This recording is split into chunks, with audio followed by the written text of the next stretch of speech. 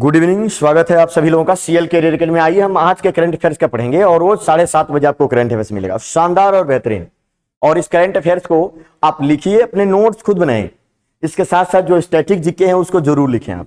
Static GK बड़ा महत्वपूर्ण है। और इसके साथ जो भी इंटरनेशनल ऑर्गेनाइजेशन हो गया, भारत में जो भी नेशनल इंटरनेशनल जो भी ऑर्गेनाइजेशन होंगे सबके बारे में आप लिखिए, चाहे वो कोई भी संस्था हो, उसके बारे में हम यहाँ बताते हैं। कब स्थापित हुआ, कब उसका कहाँ मुख्यालय, सारी बातें पूछे, देश आ गए, उनकी राजधानियों के बारे में, तो उसको पढ़िए और लिखिए। आज का पहला प्रश्न देखो, हाल ही में श्रीलंका के नए राष्ट्रपति के रूप में किसे चुना गया है? श्रीलंका के नए राष्ट्रपति चुन लिए गए, नए राष्ट्रपति के रूप में। अब उनको चुना गया है जो पहले प्रधानमंत्री थे। प्रधानमंत्री साहब क्या बन गए? वो बन गए राष्ट्रपति के रूप में, क्योंकि यहाँ के जो राष्ट्रपति थे उन्होंने क्या कर दिया, त्यागपत्र छोड़ दिया, देश भी छोड़ दिया उन्होंने। आप लोग देख ही रहे होंगे, और उनके निवास पर लोगों ने धावा बोल दिया था। तो इसका उत्तर हो जाएगा रानिल विक्रम सिंह।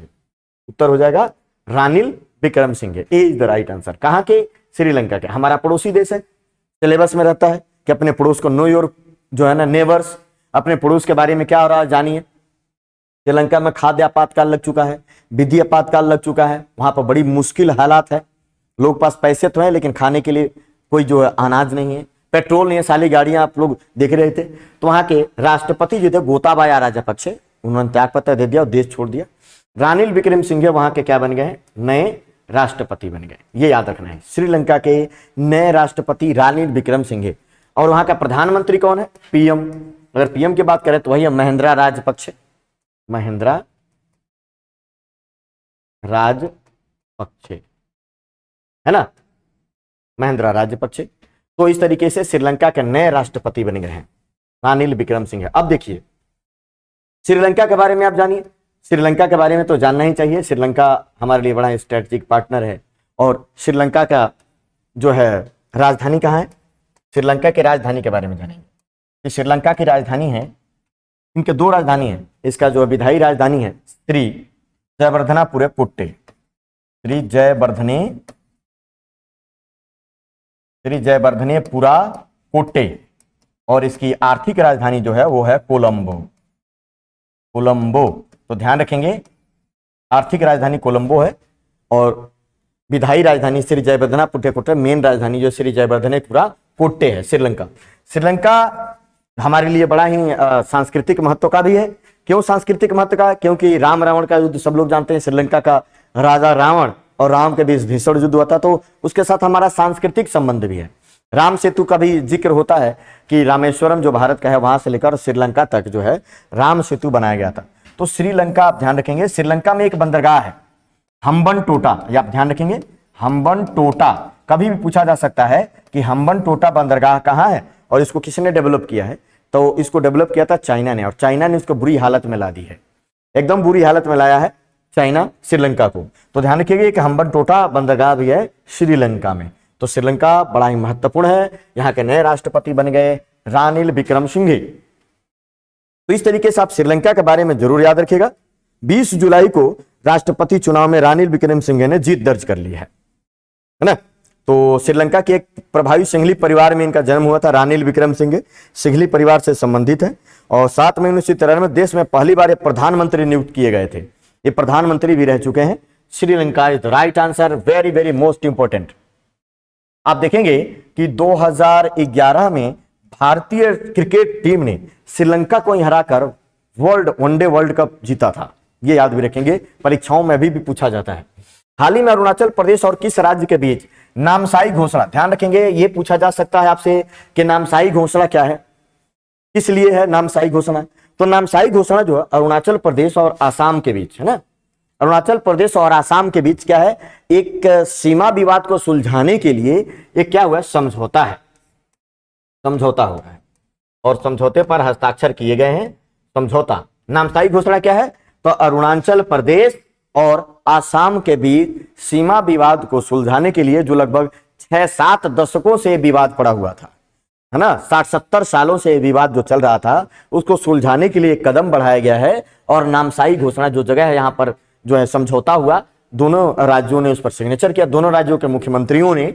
और इस समझौते को क्या किया है, अरुणाचल प्रदेश और प्लस आसाम के द्वारा। तो ये बात याद रखेंगे नामसाई घोषणा इसी से रिलेटेड है। आराम से पूछा जा सकता है कि नामसाई घोषणा क्या है, तो आपको बताना होगा नामसाई घोषणा।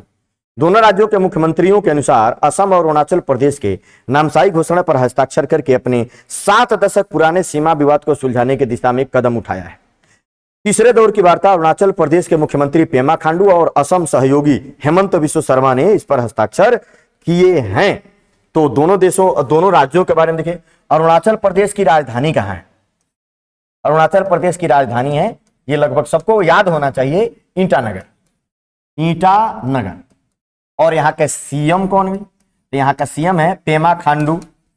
पेमा खांडू है ना। पूर्वोत्तर की पहाड़ियों में यहां पर जो है मिसमी पहाड़ियां, पटकाई बूम पहाड़ियां, ये याद रहना चाहिए आपको। मिसमी, पटकाई बूम, मिकिर नहीं, मिकिर आसाम में है।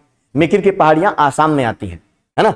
तो पेमा खांडू यहाँ के हैं। अगर हम बात करें आसाम की राजधानी जो है वो है दिसपुर है। दिसपुर असम की राजधानी है, दिसपुर। और इसके सीएम कौन है? हेमंत बिस्व शर्मा। हेमंत बिस्वा शर्मा है ना। हेमंत बिस्व शर्मा यहाँ के क्या है? असम के मुख्यमंत्री हैं। ऐसे याद रखना है। असम में ही आप देखेंगे, असम के बारे में अगर बात करें तो असम में काजीरंगा राष्ट्रीय उद्यान है, मानस राष्ट्रीय उद्यान है, ओरांग राष्ट्रीय उद्यान है ना। ये सब राष्ट्रीय उद्यान वहां पर है, याद रखना है आपको। तो असम के जो है काजीरंगा राष्ट्रीय उद्यान एक सींग वाले गैंडे के लिए फेमस है। एक सींग वाले गैंडे, और उसमें सबसे ज्यादा बाघ डेंसिटी भी है।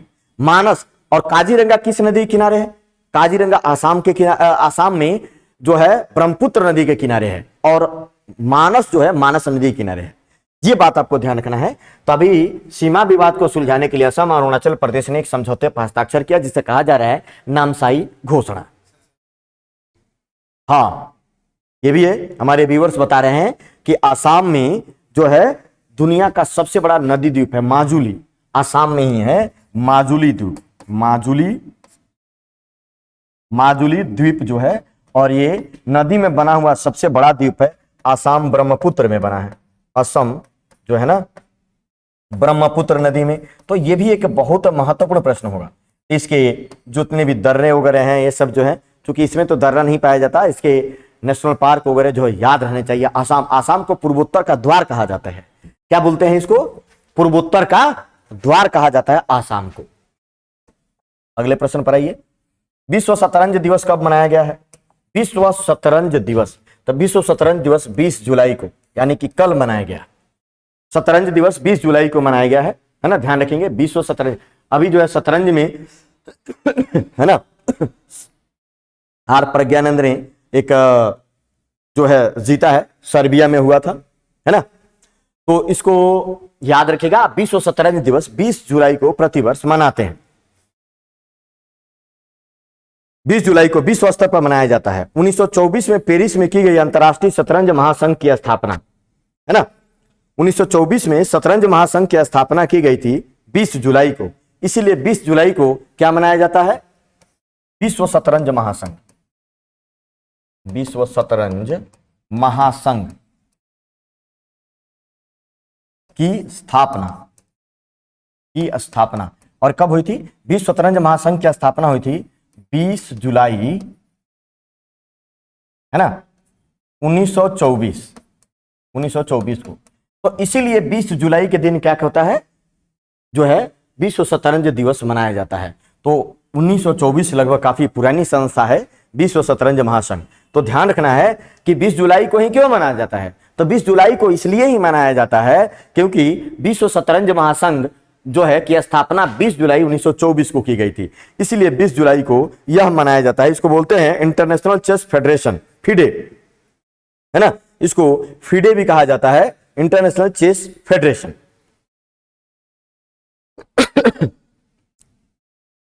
शतरंज का खेल का एक पुराना नाम है, कभी एग्जामों में पूछा जाए, शतरंज का खेल का एक पुराना नाम है, इसको बोला जाता है चतुरंगा।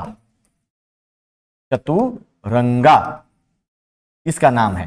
शतरंज का खेल का एक पुराना नाम है चतुरंगा। कभी ऐसा प्रश्न आ जाए तो आप इस बात को ध्यान रखिएगा। जैसे एक प्रश्न आया था कि कौन सा खेल जो है वो महाभारत के चक्रव्यूह से जो है संबंध रखता है।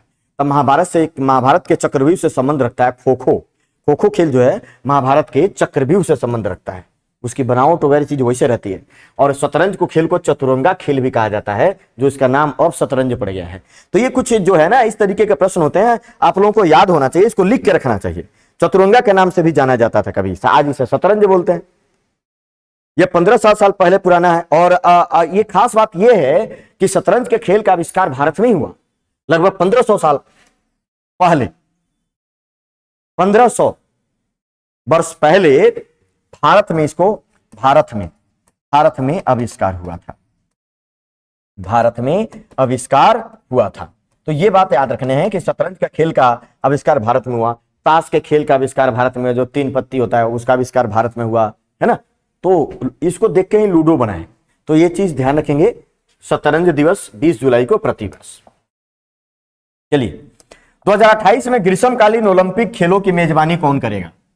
तो देखो ये करेगा लॉस एंजल्स, अमेरिका में। कहां है? यूएसए में, लॉस एंजल्स यूएसए में। 2028 में ओलंपिक खेलों की मेजबानी अमेरिका का लॉस एंजल्स शहर करेगा। लॉस एंजल्स किस में है? लॉस एंजल्स है कैलिफोर्निया, कैलिफोर्निया का शहर है। उसका जो कैलिफोर्निया राज्य है यूएसए का, उसमें है लॉस एंजल्स एक शहर है, और ये यूएसए में है। अब यहां पर देखें तो देखो 2032 तक के ओलंपिक खेलों का जो कर लिया गया है। 2024 में ओलंपिक खेल कहां होंगे? 2024 में ओलंपिक खेल जो होंगे वो होंगे पेरिस में, और पेरिस है फ्रांस में, पेरिस फ्रांस में होगा 2024 का ओलंपिक खेल। 2028 का अभी मैंने बता ही दिया, लॉस एंजल्स में हो जाएगा, लॉस एंजल्स में होगा ये खेल। 2032 में कहां होगा?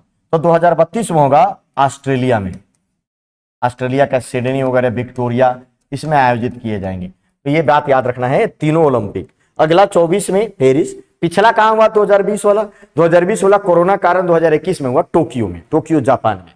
तभी 2024 पेरिस फ्रांस में होगा अगला ओलंपिक। उसका अगला होगा 2028, 4 सालों पर होता है, लॉस एंजल्स में, और 2032 ऑस्ट्रेलिया में। तो ये याद रखना है आपको। तो ओलंपिक खेलों की मेजबानी करेगा 2028 में, है ना, लॉस एंजल्स। जहां ग्रीष्मकालीन खेल होता है वहीं ग्रीष्मकालीन पैरालंपिक खेल भी होते हैं, विकलांगों वाला। तो ये भी याद रखना है। तो तीनों ये याद रखिएगा कब कब होगा, है ना, कैलिफोर्निया में। और जो देखो पेरिस में होगा, ये वाला मैंने बता दिया 2024, ऑस्ट्रेलिया में होगा 2032 में, पिछला टोक्यो में हुआ है। तो ये सभी को आप याद रखिएगा। ओलंपिक खेल दुनिया का सबसे बड़ा खेल है। अंतरराष्ट्रीय चंद्रमा दिवस 2022 कब मनाया जाता है? क्वेश्चन देख के लग रहा हो कितना अजीब सा है ना, ये क्या?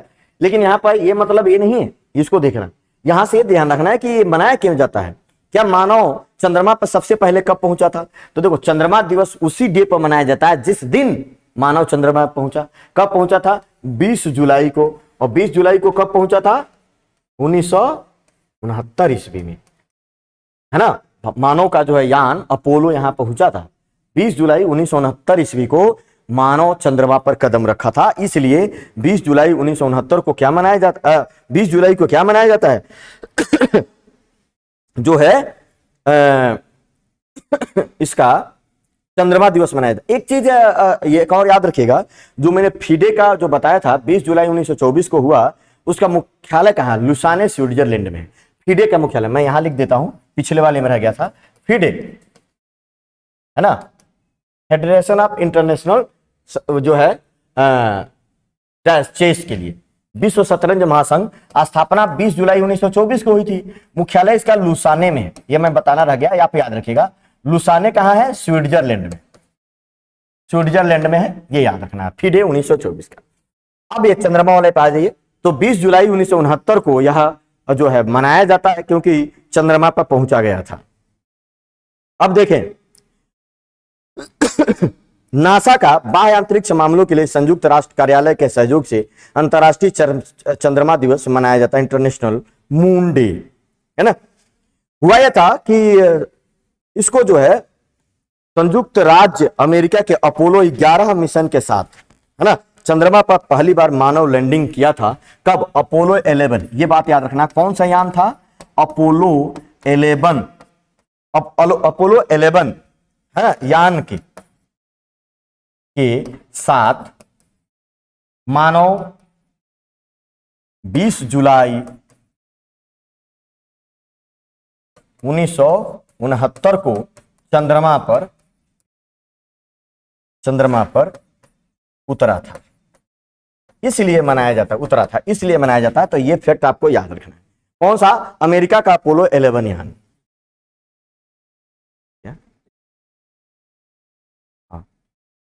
तो इस तरह से ये जो है 20 जुलाई 1969 को चंद्रमा पर उतरा था। तो ये चंद्रमा डे मनाया जाता है 20 जुलाई को। चंद्रमा भारत का एकमात्र जो है, भारत नहीं पृथ्वी का एकमात्र उपग्रह है ना। तो ये भी याद रखिएगा। सबसे ज्यादा उपग्रह किसका है? शनि के 82।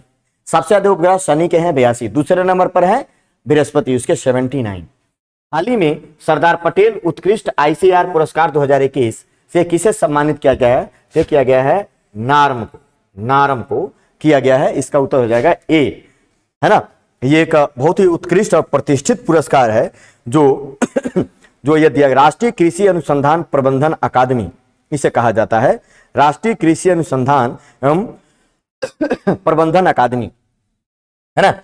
इसको देखते हैं, NAARM। इसका पूरा नाम अगर देखा जाए तो नेशनल, है ना, इसको बोला जाता है national academy of agriculture. National academy of agriculture, national academy of agriculture research and management, इसको बोलते हैं एग्रीकल्चर रिसर्च मैनेजमेंट।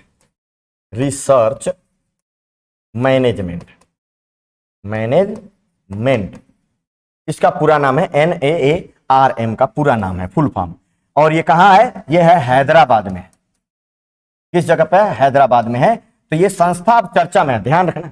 इसका पूरा नाम भी पूछा जाएगा, अक्सर एग्जामों में पूरा नाम पूछा जाता है। इसका पूरा नाम भी पूछा जाएगा और ये पूछा जाएगा कि ये कहाँ है। जैसे तमाम संस्थान होते हैं, ये पूछा जाता रहता है कि वो किस जगह पे है, कहाँ है। तो ये NAARM जो है वो हैदराबाद में है, और हैदराबाद का है तेलंगाना की राजधानी है ना। तो इसको सरदार पटेल उत्कृष्टता पुरस्कार जो है दिया गया है ना। और ICAR के 94वें स्थापना दिवस पर, कौन से स्थापना दिवस पर? ICAR, यह है ना ICAR है ना। इसका पूरा नाम क्या है? Indian council of agricultural research, है ना। भारतीय कृषि अनुसंधान संस्थान, अनुसंधान परिषद, इसको बोलते हैं इंडियन काउंसिल ऑफ एग्रीकल्चर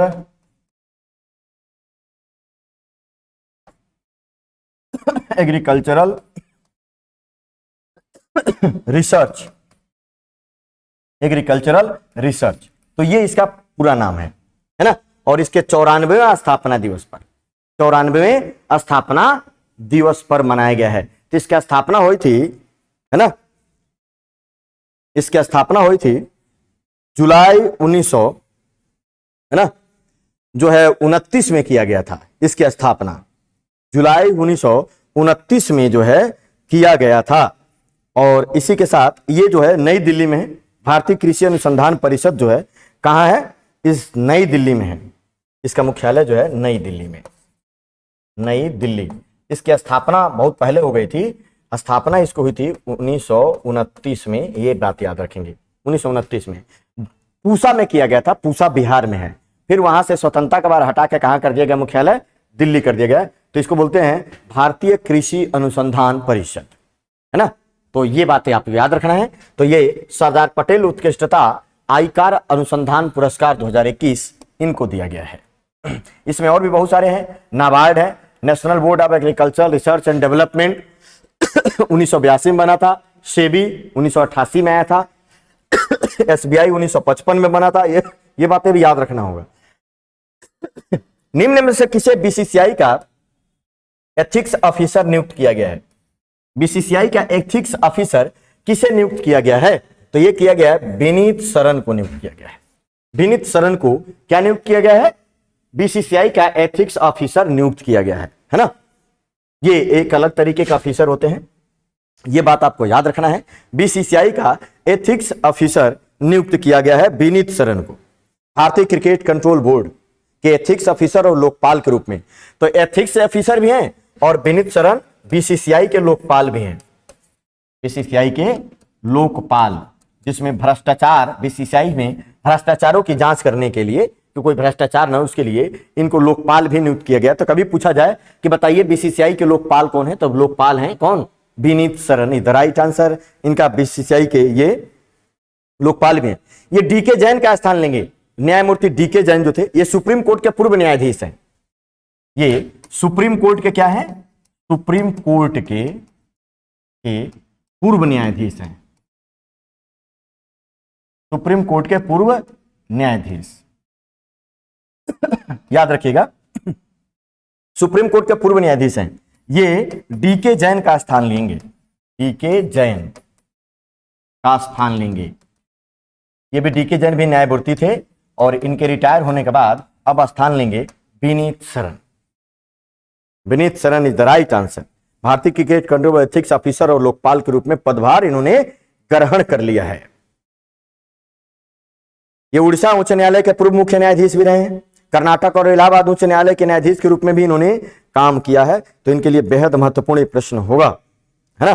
चलिए बीसीसीआई के बारे में जानते हैं। बीसीसीआई, बीसीसीआई भारतीय क्रिकेट कंट्रोल बोर्ड बोला जाता है ना। क्रिकेट कंट्रोल बोर्ड, भारत के भारतीय क्रिकेट कंट्रोल बोर्ड, है ना। बीसीसीआई अध्यक्ष कौन है, सौरव गांगुली। स्थापना कब हुई थी, सबसे महत्वपूर्ण बात है बीसीसीआई की स्थापना। तो बीसीसीआई की स्थापना हुई थी 1928 में, है ना। इसके अध्यक्ष कौन है, सबको पता है, 2-3 सालों से बैठे हुए हैं, सौरव गांगुली। सौरव गांगुली, सौरव गांगुली जो है, इसके सीईओ कौन है, सीईओ, तो सीईओ है जय शाह, है ना। ध्यान रखेंगे, सचिव, सीईओ सचिव, इसको लिखेंगे सचिव, सचिव, तो सचिव जो है वो है जय शाह, बीसीसीआई सचिव जय शाह है ना। और इसका मुख्यालय कहाँ है, तो मुख्यालय है वानखेड़े स्टेडियम, मुंबई।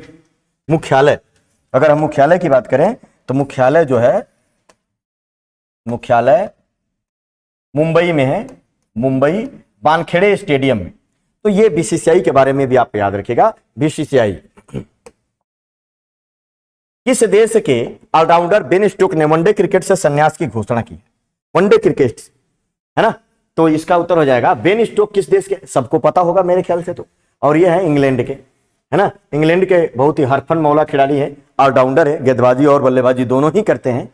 इंग्लैंड के बेन स्टोक्स इंग्लैंड के हैं। 2019 का जो वर्ल्ड कप हुआ था, 2019 का विश्व कप फाइनल जो हुआ था, उसके मैन ऑफ द मैच थे, विश्व कप के man of the match, man of the match भी ये रहे थे। न्यूजीलैंड और इंग्लैंड के बीच 2019 में वनडे क्रिकेट का विश्व कप हुआ था, जिसमें इंग्लैंड और न्यूजीलैंड के बीच मैच हुआ। अंतिम दौर में काफी जो है कठिनता के कारण जो है मतलब बहुत ही नाटकीय तरीके से फैसला हुआ था इसका, जिसमें इंग्लैंड को विजयी घोषित किया गया। उसमें man of the match Ben Stokes हुए थे। तो 2019 के विश्व कप में ये रहे हैं। और एक और बात ध्यान रखेंगे, तो बेन स्टोक्स ने जो लिया है इंग्लैंड के हैं, लेकिन 2 और न्यूजीलैंड के खिलाड़ियों ने भी जो है इसमें जो है उन्होंने इसको छोड़ा है। वेस्ट इंडीज के 2 क्रिकेटरों ने संन्यास की घोषणा करी है अंतरराष्ट्रीय क्रिकेट से। वो कौन कौन है, वेस्ट इंडीज के क्रिकेटर भी, तो ये भी याद कर लीजिएगा। वेस्ट इंडीज के भी 2 क्रिकेटर ने क्या किया है, संन्यास की घोषणा की है। वो कौन कौन है, दिनेश रामदीन,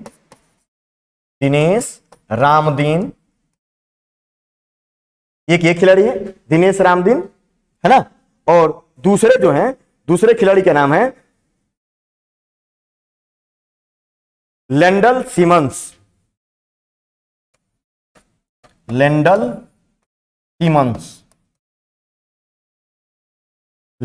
सिमंस। तो 2 खिलाड़ी जो हैं लेंडल सिमंस और दिनेश रामदीन, दिनेश रामदीन कप्तान भी रह चुके हैं। तब वेस्टइंडीज के इन दो खिलाड़ियों ने भी ये क्या किया है, संन्यास लिया है, संन्यास लिया है। तो इंग्लैंड के बेन स्टोक्स के साथ, है ना, इन दो भी अपने देश में इनके साथ लिए, इन दोनों ने भी संन्यास ले लिया, ध्यान रखिएगा। भारत की पहली डिजिटल लोक अदालत किस राज्य में शुरू हुआ है? देखो बहुत ही वेरी वेरी मोस्ट इंपॉर्टेंट प्रश्न, वेरी वेरी इंपॉर्टेंट है, बहुत ही इंपॉर्टेंट है। तो पहली डिजिटल लोक अदालत किस राज्य ने शुरू किया है? यह शुरू किया है राजस्थान ने शुरू किया है। डिजिटल लोक अदालत की शुरुआत हुई है। ये क्या होता है? ऐसी लोक अदालत जो डिजिटल होगा, वहां पे पेपरलेस काम होंगे, लोगों को ऑनलाइन ही मामले की सुनवाई की जाएगी। तो इस तरीके से काम करने वाला जो पहला जो ये बना है वो बना है राजस्थान बना है। राजस्थान में पहली डिजिटल लोक अदालत की शुरुआत हो गई है। लोक अदालत का 18वें अखिल भारतीय कानूनी सेवा प्राधिकरण सम्मेलन के दौरान यह किया गया और इसकी उद्घाटन जो किया है उदय उमेश ललित ने किया है। अखिल भारतीय कानूनी सेवा प्राधिकरण, इसको किया है किसने? उदय उमेश ललित द्वारा। उद्घाटन किसने किया? उद्घाटन उदय उमेश ललित द्वारा,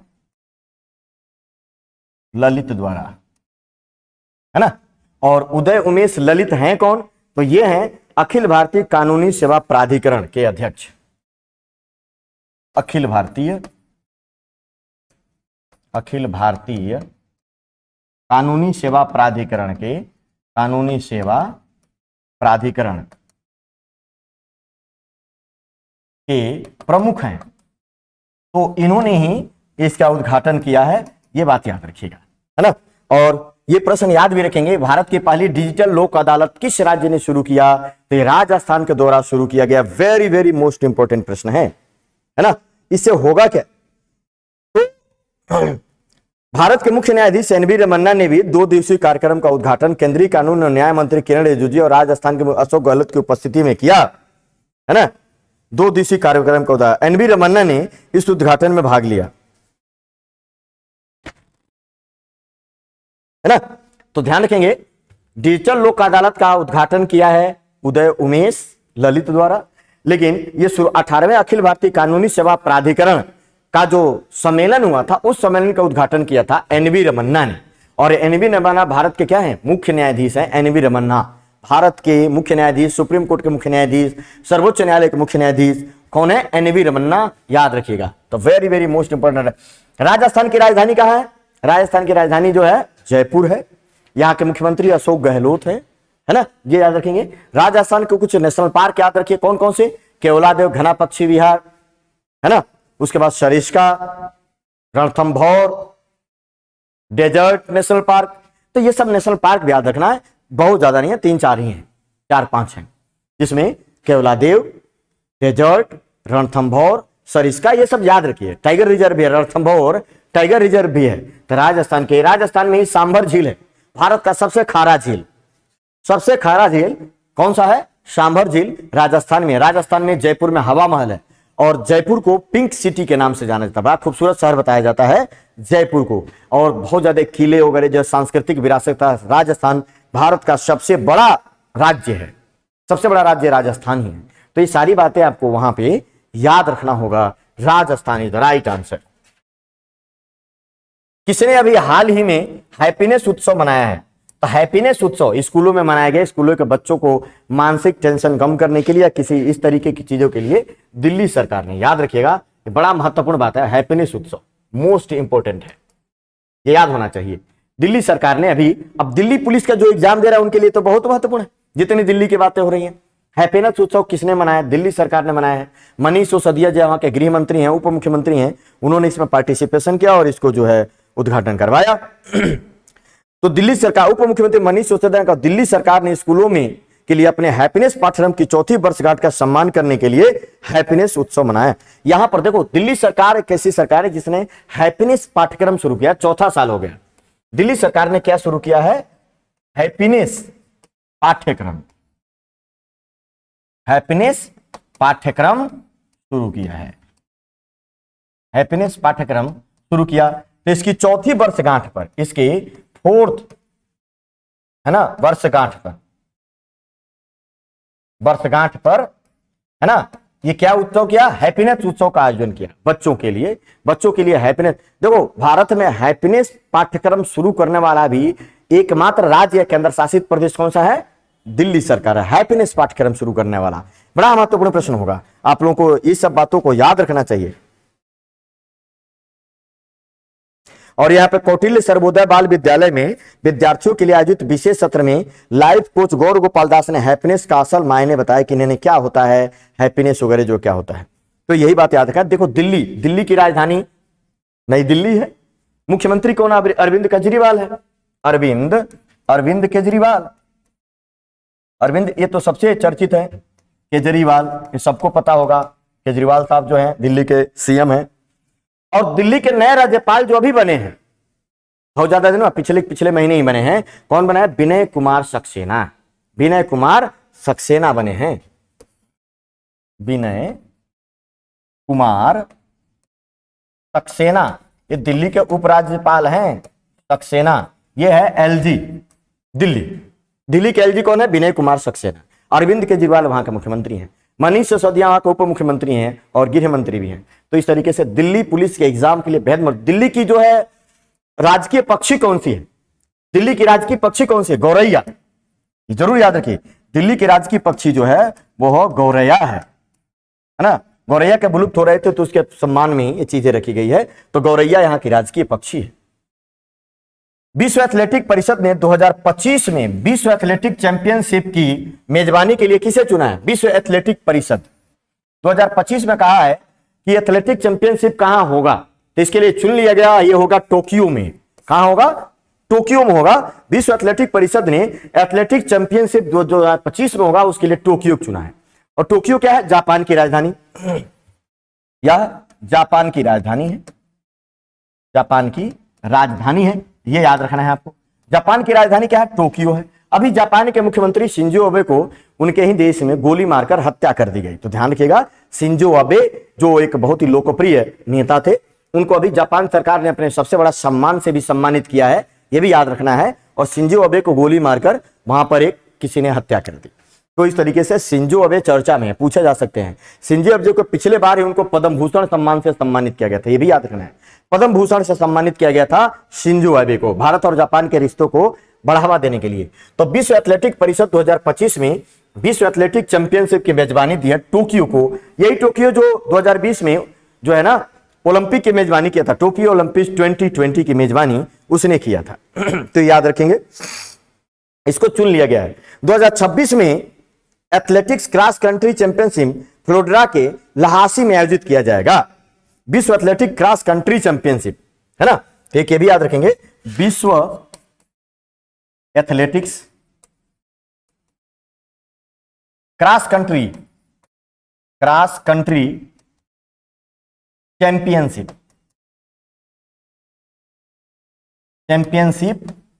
ये कहां होगा, इसके लिए भी घोषणा कर दी गई कि एक महत्वपूर्ण विश्व एथलेटिक्स क्रॉस कंट्री चैंपियनशिप ये कहां होगा, तो ये इसके लिए चुना गया है फ्लोरिडा के लहासी में आयोजित किया जाएगा। तो ये होगा, याद रखेंगे, बेहद महत्वपूर्ण प्रश्न है, लहासी, है ना।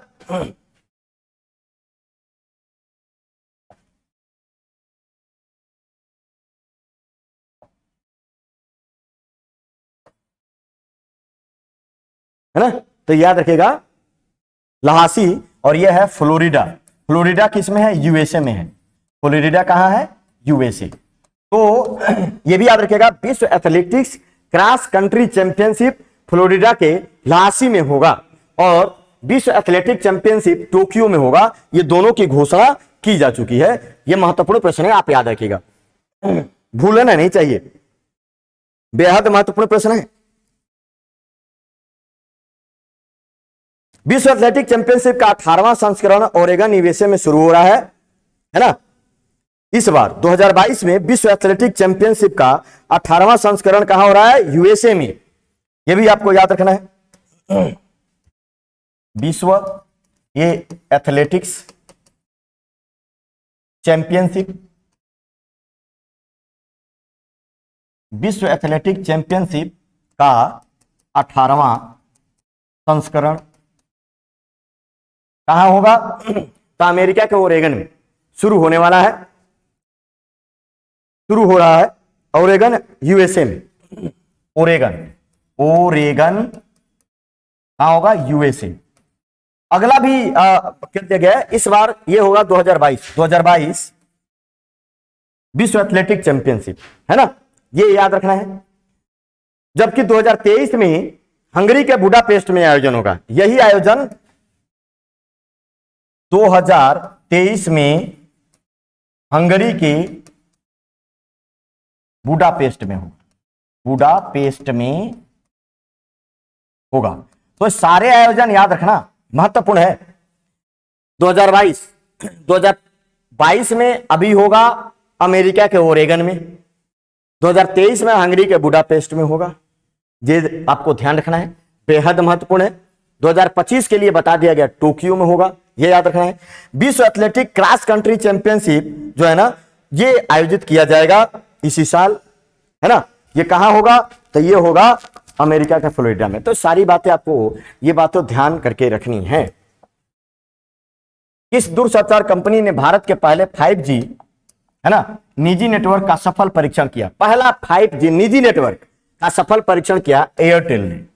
एयरटेल ने, महत्वपूर्ण प्रश्न है, आप जरूर याद रखेंगे। किस दूरसंचार कंपनी ने भारत के पहले 5G निजी नेटवर्क का सफल परीक्षण किया है?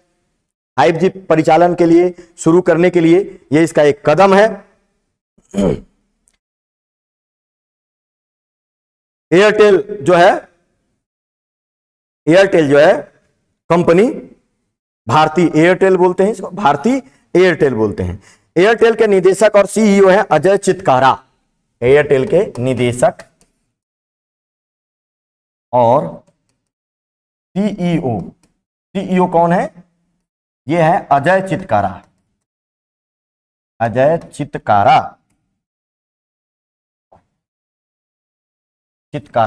अजय चितकारा है। तो ये बात याद रखेंगे आप लोग। एयरटेल भारत के कौन सी दूरसंचार, भारत के पहले 5G निजी नेटवर्क का परीक्षण कर लिया एयरटेल ने, और लगभग यही शुरू करेगी भारत में 5G नेटवर्क। याद रखिएगा, दुनिया में दक्षिण कोरिया इस पर लगा हुआ है, दक्षिण कोरिया 5G नेटवर्क पर सैमसंग कंपनी के द्वारा। तो Airtel is the right answer. हाल ही में किस सोशल मीडिया प्लेटफॉर्म ने पहली वार्षिक मानवाधिकार रिपोर्ट जारी की है? पहली बार किस सोशल मीडिया प्लेटफॉर्म ने क्या जारी किया है? मानवाधिकार रिपोर्ट जारी किया वार्षिक लेवल पर। ये शुरू किया है मेटा, फेसबुक की पेरेंट कंपनी है मेटा। मेटा के अंदर ही आते हैं, मेटा जो है पेरेंट कंपनी है किसकी? ये कंपनी है फेसबुक, व्हाट्सएप, इंस्टाग्राम, ये सभी मेटा के अंतर्गत है, ये सब, है ना। ये ध्यान रखिएगा मेटा। तो मेटा जो है मानवाधिकार रिपोर्ट जारी करने वाली ये पहली सोशल मीडिया प्लेटफॉर्म बन गई है ना। तो ये बात याद रखना होगा, बेहद महत्वपूर्ण प्रश्न होगा। पहली वार्षिक रिपोर्ट जारी की है, रिपोर्ट जिसमें 2020 और 2021 में किए गए उचित परिश्रम को शामिल किया गया है। 2020-21 के उचित परिश्रम को शामिल किया गया है इसमें। 2020 और 2021 के उचित परिश्रम को शामिल किया गया है, उचित परिश्रम को शामिल किया गया है ना। और इसको शामिल करके ही ये जारी किया गया है। तो ये प्रश्न याद रखेंगे। अगर हम बात करें फेसबुक की स्थापना कब हुई, है ना, फेसबुक की स्थापना, तो फेसबुक की स्थापना 2004 में। फेसबुक के बारे में देखते हैं, ये फेसबुक है, इसकी स्थापना हुई थी 2004 में। 2004 में संस्थापक कौन है? Mark Zuckerberg. मार्क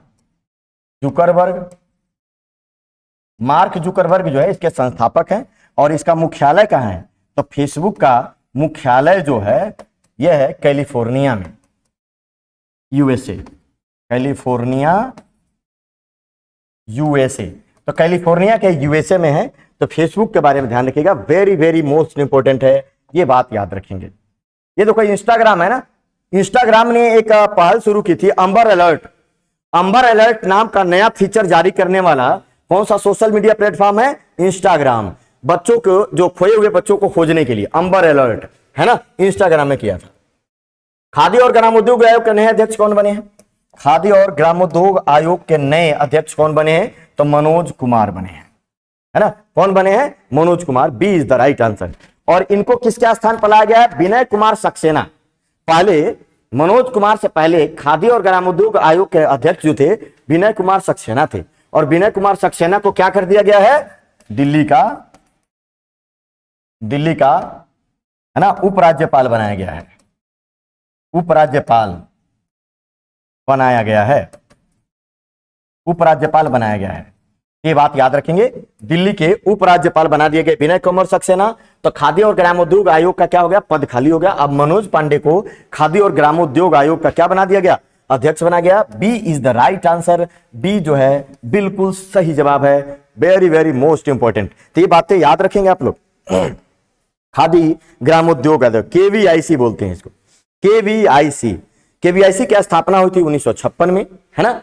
इसको खादी और विलेज, है ना, इंडस्ट्री, खादी और ग्रामोद्योग आयोग, केवीआईसी स्थापना याद रखेंगे, बड़ा महत्वपूर्ण है। 1956 में हुई थी, और इसका जो मुख्यालय है ये है मुंबई। मुख्यालय मुंबई में है, और इसके नए अध्यक्ष मनोज कुमार बन गए हैं, है ना। तो याद रखना है आपको ये सारी बातें।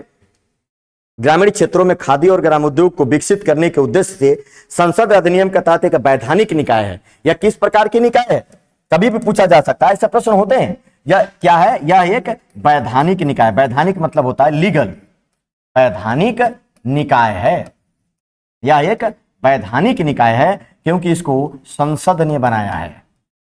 संसद ने कानून बनाकर बनाया है, कानून बनाकर बनाया, संसद ने कानून बनाकर बनाया। तो वैधानिक निकाय वेरी वेरी मोस्ट इंपॉर्टेंट प्रश्न है, केवीआईसी।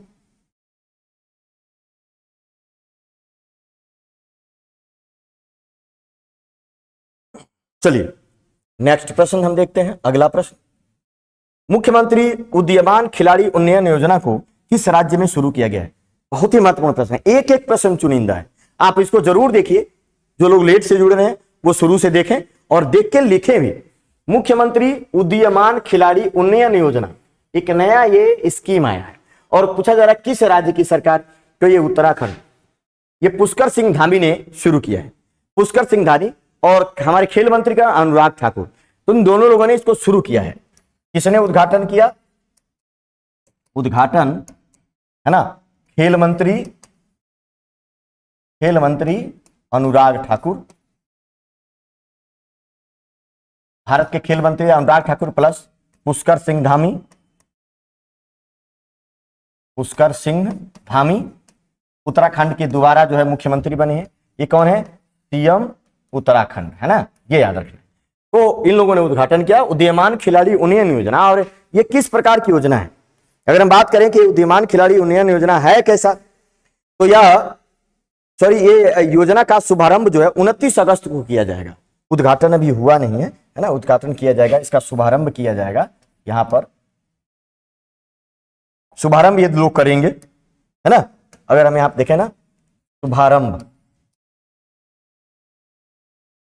शुभारंभ ये लोग करेंगे। और शुभारंभ कब करेंगे? 29 अगस्त 2022 को। तो शुभारंभ कब होगा? 29 अगस्त 2022 को। मतलब अभी जो है 29 तारीख को खेल दिवस मनाया जाता है। 29 तारीख को क्या मनाते हैं? 29 अगस्त को प्रतिवर्ष क्या मनाते हैं? खेल दिवस। भारत में खेल दिवस मनाया जाता है। 29 अगस्त को प्रतिवर्ष खेल दिवस मनाते हैं। इसी खेल दिवस के अवसर पर उदीयमान खिलाड़ी उन्नयन योजना उत्तराखंड की सरकार के द्वारा जारी किया जाएगा। तो बड़ा ही महत्वपूर्ण प्रश्न है। और इसमें होगा क्या? 14 साल के बच्चों को खेल की छात्रवृत्ति भी दी जाएगी। कितना? 150 बालक और 150 लड़कियों को प्रत्येक महीने 1500 रुपए की छात्रवृत्ति मिलेगी। यहां पे ये बातें आपको गौर करना है। 150 लड़के